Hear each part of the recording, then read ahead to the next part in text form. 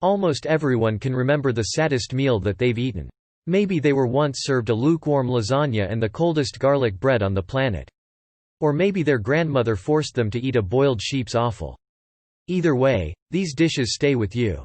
They are able to ruin a person's week or traumatize a human into never trying new foods again. And it's not just mere mortals that are served these sad meals, celebrity chefs are also sometimes served rubbish. That's right folks, they are just like us. Robert Plant is one of the most legendary rock singers in history. In fact, a lot of them are judges on ridiculous cooking shows. His voice was part of the epic success of Led Zeppelin, bringing classic songs like Stairway to Heaven, Black Dog, and Kashmir to life, and everyone on the planet, regardless of musical taste or age, has a shiver of recognition when they hear that opening wail on The Immigrant Song. More than just a voice, Plant was an iconic frontman. This means that they may have eaten more burnt dishes, raw food, and experimental gobbledygook than one should consume in their lifetime. Plus, even if one of these folks isn't on a reality TV program, they could still have a top-notch horror story. But which celebrity chefs have been served the saddest meals? And what were they forced to eat? And how did they react to these offensive foods being in their mouth holes? Well, strap yourselves in, because some of the cuisines in this article are actually the worst. Paul Hollywood once ate the saddest creamhorn on Bake Off. Everyone, meet Paul Hollywood and James Acaster. Hollywood is an English chef and a judge on the Great British Bake Off. Tall and thin, usually shirtless and rocking a mane of unkempt blonde curls, his physical presence on stage with the band was a powerful force. He can also make an exquisite brioche donut. And Acaster is a hilarious stand-up comedian. Plant is up there with Mick Jagger, Freddie Mercury, and other legendary rock lead singers, and he has been uniquely successful as a solo artist after Led Zeppelin broke up, constantly reinventing himself and diving into new genres without losing that iconic howl. But Plant's life hasn't been all hit records and world tours. In fact, if all you know about him is that he was in the biggest band in the world in the 1970s, then you might be surprised to hear the tragic real-life story of Robert Plant. Robert Plant left home at 17. Robert Plant was born in Staffordshire, England, and grew up in a comfortably middle-class house. As a child, he once tried to drown himself because he didn't get a Spice Girls album for Christmas. In 2019, Acaster was a contestant on the Great Stand Up to Cancer Bake Off. His father was an engineer, and his parents pushed him to become an accountant. But Plant had discovered blues music, and he was having trouble pretending to care about his education.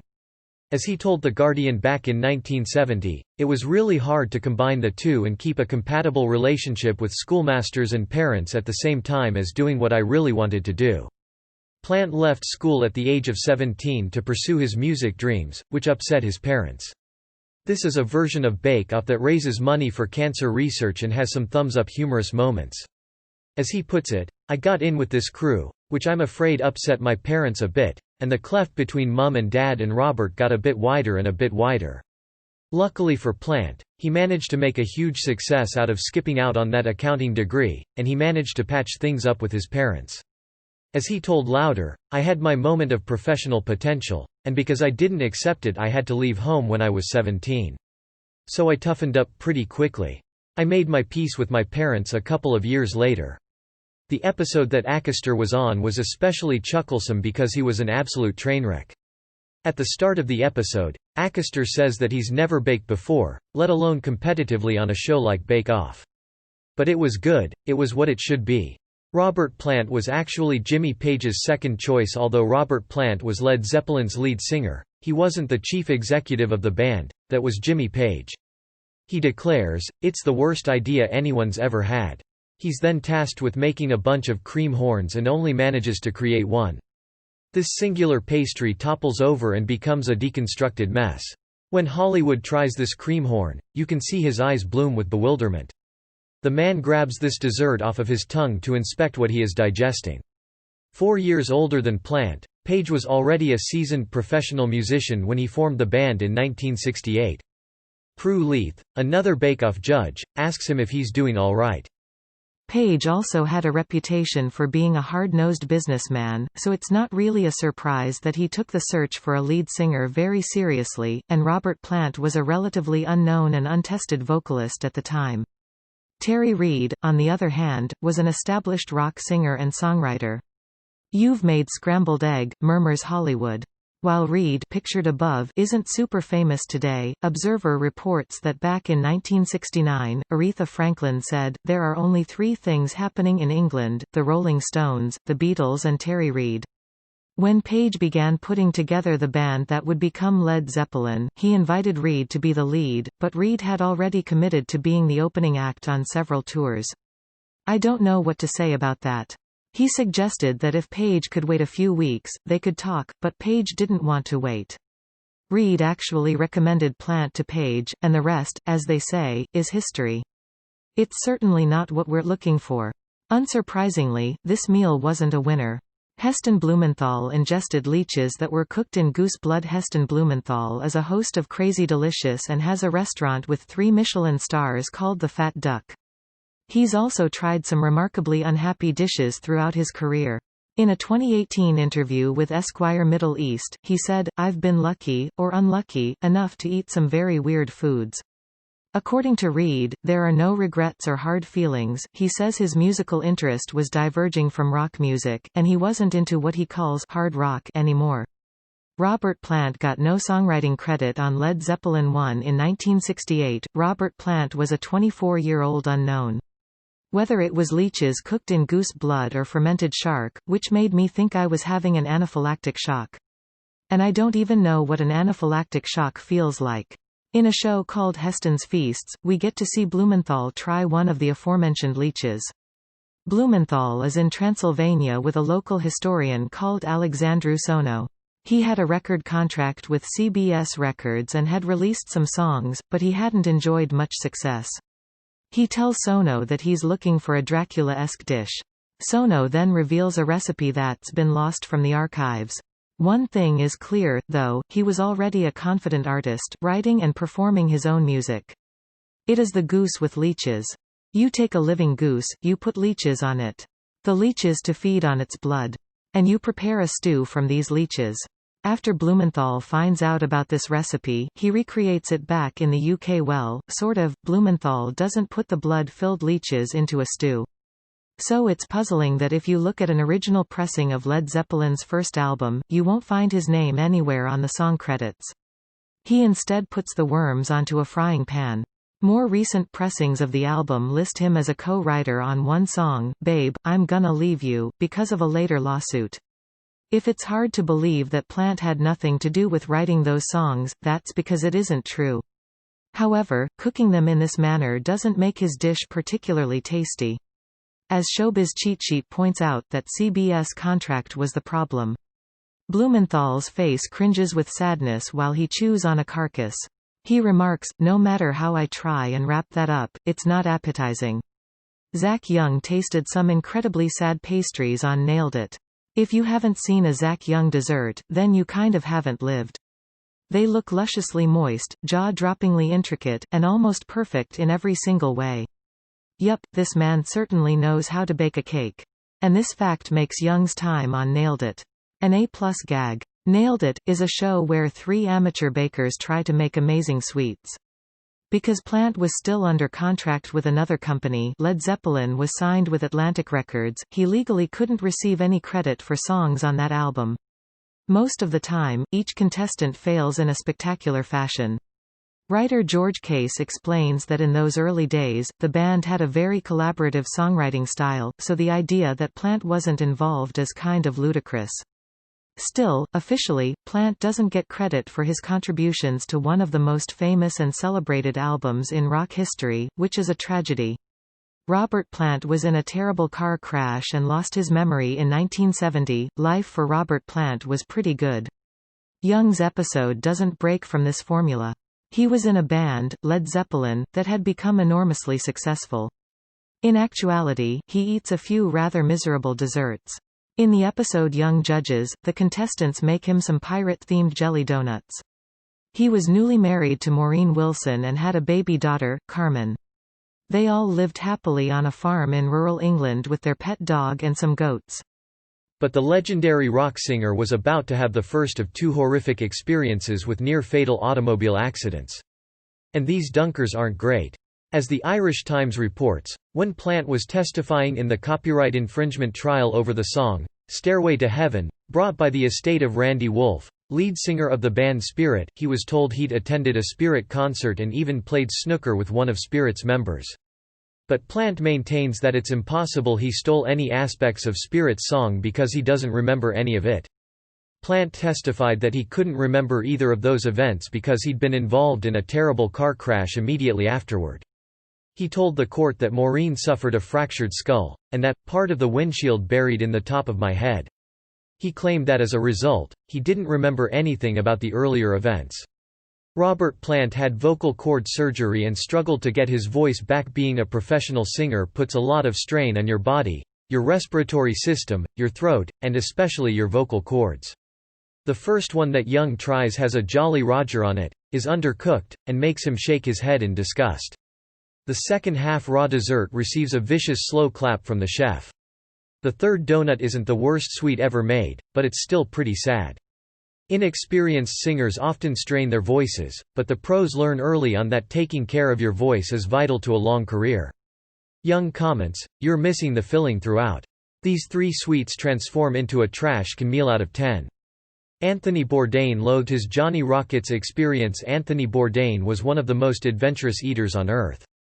This chef tried turkey testicles, a fetal duck egg, and fermented shark. Still, plenty of famous singers have had vocal cord surgery to remove nodules. Vulture notes that Julie Andrews and Meghan Trainor are just 2 examples of famous vocalists who went under the knife, and Page 6 reports that Miley Cyrus, Adele, and Justin Timberlake all had nodules removed from their vocal cords, and struggled to get their singing voices back. No one's entirely sure when Robert Plant had vocal cord surgery to remove nodules, but the New York Post confirms that he did, and fans are convinced that you can guess when based on a change in his vocals. The years 1972 and 1973 are the most common guesses, as most fans believe the quality of Plant's vocals changed after that. While these dishes may seem challenging to some, none of these foods were Bourdain's saddest meal ever. They also tend to believe he became less adventurous, shying away from the primal howls that marked much of his early work. What confuses things is that Led Zeppelin's 1975 album, Physical Graffiti, contains tracks that were recorded years before as well as contemporary recordings, so you can't simply listen to the album and compare it to earlier work. Robert Plant was in a second bad car crash in 1975. Led Zeppelin were poised to start a new tour and a new album as the biggest band in the world. This great honor went to a burger that he had from Johnny Rockets. Bourdain recounts how Johnny Rockets made him a terrible meal on a 2016 episode of Conan. They'd just come off a huge tour that had earned them huge money, and they had every intention of keeping that momentum going. And then, as Lauder reports, came August 4. Plant was in the passenger seat of a rented car on the island of Rhodes. He says, "I've eaten a lot of really nasty foods on my show, but nothing as soul-destroying as my airport Johnny Rockets experience." At that time, he was hungry and just wanted a burger. His wife, Maureen, was driving, and their children, Karak and Carmen, were in the back seat with a friend. Then the car skidded off the road, sailed over a ledge, and landed in a tree. The restaurant's staff then proceeded to throw a cold patty onto a bun and box up some pre-cooked fries. When the Johnny Rockets workers had finished making this meal, they all looked at Bourdain as someone slid across his food. Bourdain states, "We all sort of stood there silently there for a second, kind of sharing this moment of perfect misery. None of us were where we wanted to be. And if that isn't your personal definition of sadness, then you need to buy a new dictionary." John Turode has eaten the saddest dishes on MasterChef UK before there was MasterChef Slovenia, MasterChef Ukraine, and Varieg's Masterkoch. The original MasterChef began in the UK. Plant shattered his right leg in several places, Maureen was unconscious and bleeding, and the children were also injured. This show has had 16 seasons and starred its fair share of cheerless meals. Well, John Turode has certainly judged a few bad dishes on the program. It took hours for help to arrive, and when Plant finally came out of the hospital, he was in a wheelchair, Karak had a broken leg, and Maureen had a fractured skull. In an interview with Eat Out, he said, "You get stuff that's undercooked, raw. It was a miracle that they all survived. A tour was out of the question, of course. I had one dish once that I said looked like a deer had thrown up in the woods. It was this liver poached in milk thing. It looked revolting. But while these dishes are abysmal, there's one particular meal that stands out in Theroux' mind. The band rallied to record their 1976 album Presence, but Plant had to lay down his vocals from a wheelchair and understandably battled depression, which is reflected in the album's dark lyrics. Robert Plant's 5-year-old son died in 1977. Led Zeppelin was a band trying to get its groove back. The group had been forced into semi-hiatus in 1975 in the wake of Robert Plant's horrific injuries in a car crash. Over the next 2 years, the music world changed around them with the arrival of punk rock, and Led Zeppelin's 1976 album, Presence, was regarded as a relatively minor work in their catalog. Embarking on a world tour, the group intended to prove they were still the biggest band in the world. Things got off to a rough start when Plant lost his voice for several weeks, and tour dates had to be postponed. They finally got on the road in April. In an episode of the show, a contestant decided to make him grilled beef, dauphinois potatoes, and carrots. On July 26, 1977, Robert Plant received 2 phone calls, according to Ultimate Classic Rock. The first informed him that his son, Karak, was ill. The second call came shortly after, giving him the devastating news: his 5-year-old son had died. A week earlier, Plant's daughter, Carmen, had been sick with a stomach virus but had gotten better. When Karak fell ill, it was thought to be the same virus, but Karak was hit much harder. One of the carrots had his teeth marks in it, remarked Theroux. Plant left the tour and immediately flew home. Unsurprisingly, the rest of the tour was cancelled. Robert Plant almost quit music forever. Robert Plant has been one of the most successful musicians in rock music history. So he had tasted the carrot, then put it back on the plate with all his saliva and teeth marks on it. Not only was he the iconic lead singer of one of the most successful hard rock bands of all time, but he's enjoyed spectacular success as a solo artist. In fact, the 4 decades of his solo work dwarf the 12 years he spent in Led Zeppelin. So it's kind of shocking to think there was a time when he seriously considered leaving music behind and training to become a teacher. But that's exactly what happened in 1977 when his son, Karak, died at the age of 5. Disgusting. So the next time that you're out ordering lunch, and it's taking a smidgen longer than expected, remember Theroux' carrots. You may feel a little better knowing that your food isn't going to be covered in teeth scrapes. Guillaume Brahimi said that a few Aussie meals were miserable. Guillaume Brahimi is a French chef that moved to Australia. As he told Louder, "I was thinking about the merit of my life at that time, and whether or not I needed to put a lot more into the reality of the people that I loved and cared for, my daughter and my family generally." Since relocating there, his life has been filled with huge successes. He even ran a restaurant inside the Sydney Opera House and now has a rad series of bistros. So yeah, I was ready to jack it in. He put it more bluntly to Rolling Stone, "I lost my boy." But life hasn't always been easy for Brahimi since he left France. As a matter of fact, Brahimi was rather upset with some aspects of Australia's food culture. The Australian reported that Brahimi had a problem with the country's 1980s lunches.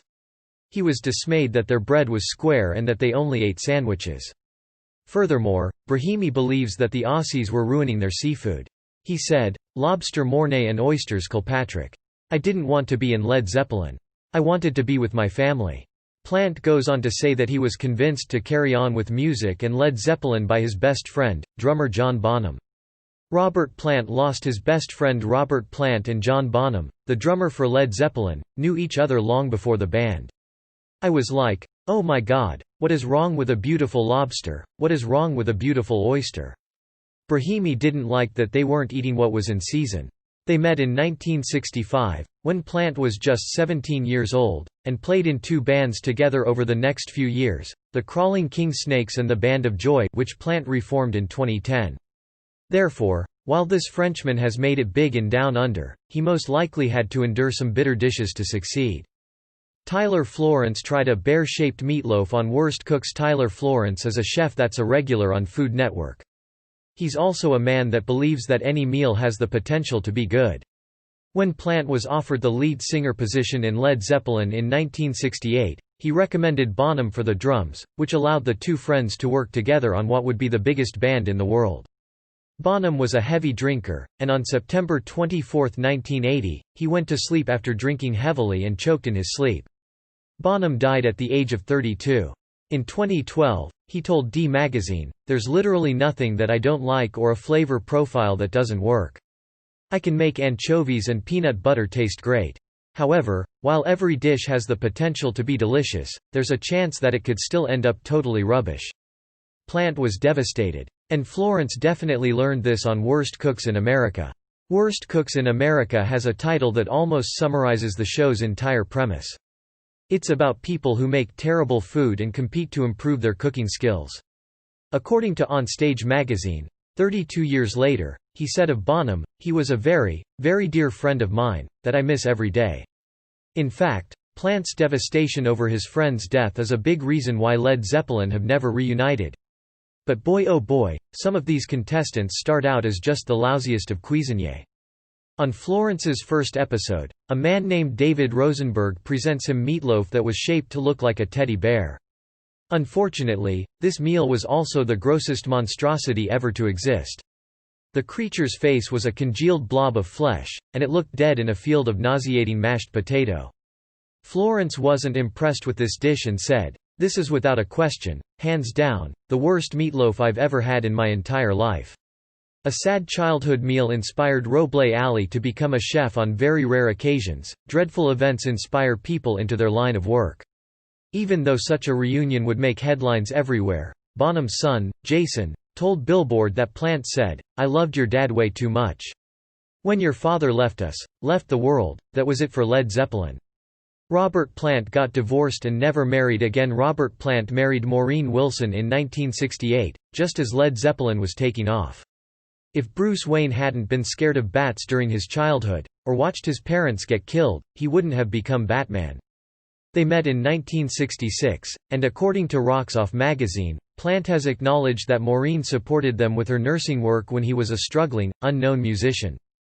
Plant obviously loved her very much. According to Rolling Stone, he dedicated the song, "Thank You," on Led Zeppelin II to Maureen, a sweet declaration of love and commitment. Maureen accompanied Plant on the first Led Zeppelin tour, but shortly after the birth of their first child, Carmen, she began staying home with the kids while Plant toured. The couple had 2 other children, Karak and Logan. Plant has admitted that while he tried to be a good father and husband, he was distracted, telling Louder, "I'd spent so much time trying to be a decent dad, but at the same time I was really attracted to what I was doing in Zeppelin." Then, in 1977, tragedy struck when Karak, just 5 years old, died suddenly of a stomach virus. Plant was so devastated that he considered quitting his music career. The couple carried on, having their son Logan in 1979, but the tragedy in Plant's career took its toll. If Luke Skywalker didn't have Darth Vader as a dad, he wouldn't have become a Jedi Knight. In 1983, the couple divorced. Plant has never remarried. Robert Plant was told he'd never sing again. A singer's voice is everything, their living and their identity. And if Roble Ali didn't have an extremely average meal as a kid, he may have never starred in Bravo's Chef Roble & Co. Ali told Complex about how he once went to a Houston buffet as a child, after going to the mosque with his dad and church with his mom, but didn't like the food. The chef recounted, "It was just like, blah. I was hungry after sitting in church for 5 hours, and the highlight of that meal was the soft-serve ice cream." This annoyed Ali because he felt like his mom and dad had spent their money on an experience that wasn't good. Robert Plant has one of the most famous voices in rock music, so anything that threatens that voice is a tragic reminder of life's fragility. Like many artists, Plant has been his own harshest critic. He told The Guardian that he finds many of his early vocals on Led Zeppelin songs horrific, and he had to have surgery in the early 1970s to remove nodules from his vocal cords, a fairly common procedure that many singers have had to endure. "I thought, you know what, if I want to eat well all the time, I'm going to have to learn how to cook, so I started teaching myself how to cook." It's genuinely awesome that Ali was inspired by this sad meal to make incredible dishes. The procedure can sometimes end a singing career, and Led Zeppelin fans debate whether the surgery caused a change in his vocals, but it's fair to say that Plant managed to carry on with his singing career after that. So it was a shock when, according to Alternative Nation, the iconic singer went to a doctor in the early 1990s and was told that he would lose his voice within a few months, and he probably wouldn't even be able to speak, much less sing. He's actually one of those champs that turned lemons into sweet lemonade. Padma Lakshmi consumed a few woeful desserts on Top Chef. As a judge on Top Chef, Padma Lakshmi has eaten some 10 out of 10 desserts. The number of times you think you've had it, you think it's gone, Plant said in 2019 as he recalled the incident. Bravo TV even released a slideshow of over 100 sweets that have been tasted on this competition, and a mind-boggling amount of them look delicious. But not every dish can be an absolute winner. There's a certain number of singers who were so hard on themselves, it's lost forever. Robert Plant broke up with the other love of his life after divorcing his wife Maureen in 1983. Plant dated around a bit, there are rumors he even dated Maureen's sister Shirley for a while, but he never came close to the level of commitment he'd enjoyed with Maureen, his wife of 15 years. In 2010, Plant decided to reform one of his early groups, Band of Joy, and recruited some new musicians into it. One of those musicians was folk singer-songwriter Patty Griffin, whom Plant hired as a backing singer, and the two began a relationship that proved to be very serious. In fact, as Voice of America reports, Plant moved in with Griffin and lived with her in Austin, Texas, for several years. Lakshmi knows this and hasn't been afraid to throw a couple of them under the bus. When UPROXX asked Lakshmi which Top Chef meal was the worst, she gave them a very direct answer. He also collaborated with her on the band's album, 2010's Band of Joy. Sadly, in 2014, the couple ended their relationship, and Plant moved back to England after several years in America. She said, "Michael Midgley, on my first California season, made this weird canapé with some kind of chocolate bar rolled in coconut with a Cheeto stuck in the middle of it. It was just dumb and not very good."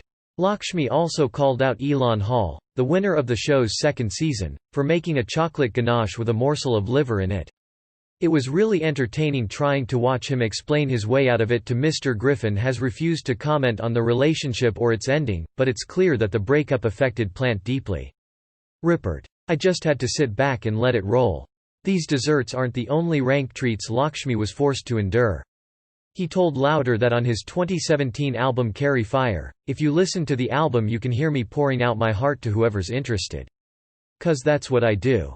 In 2014, she told The Daily Dish that Ariane Duarte's Season 5 lemon curd was neon yellow, and a nuclear disaster. Lakshmi has thus eaten too many sad confections and deserves the sweetest of sweets. Alton Brown was challenged to eat a spicy wing that was terrible. Alton Brown hosted around 300 episodes of Iron Chef America and knows how challenging it can be to cook impeccable food. And it's not easy to do that, believe me. However, after watching his performance on Hot Ones, you could potentially think that this show introduced Brown to the challenge of eating something miserable.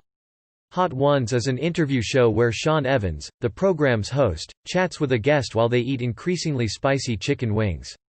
And when Brown was on this series, he genuinely dislikes the seventh bird that he tries. This poultry was doused in a hot sauce called Da Bomb Beyond Insanity. The dish is more than 16x hotter than a jalapeno pepper. When Brown bites into this wing, his mouth crumples into a frown. "This is hot, but it's not good," Brown states. "It's just bitter and unflavorful." At the end of this interview, he ranks all of the show's hot sauces and puts Da Bomb at the bottom. Gino D'Acampo tasted a wasabi pizza on BBC's midnight game show. Gino D'Acampo is a celebrity chef that's filmed 7 seasons of Gino's Italian Escape. Furthermore, he's been a regular chef on This Morning for over 10 years. If a person becomes this successful, they probably assume that a TV crew won't sneak into their house at 1 a.m. and then quiz them. Which is exactly what happened to D'Acampo. D'Acampo was a surprise contestant on Michael McIntyre's midnight game show.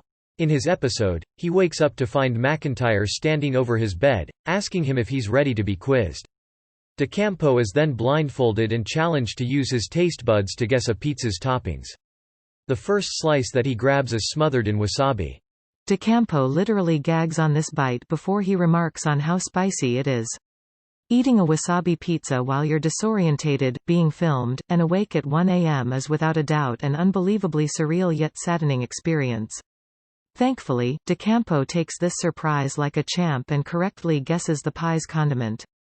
Julia Child's saddest meal was made at an English inn before Julia Child transformed America with her French cooking school. She helped develop a shark repellent during the height of the Second World War.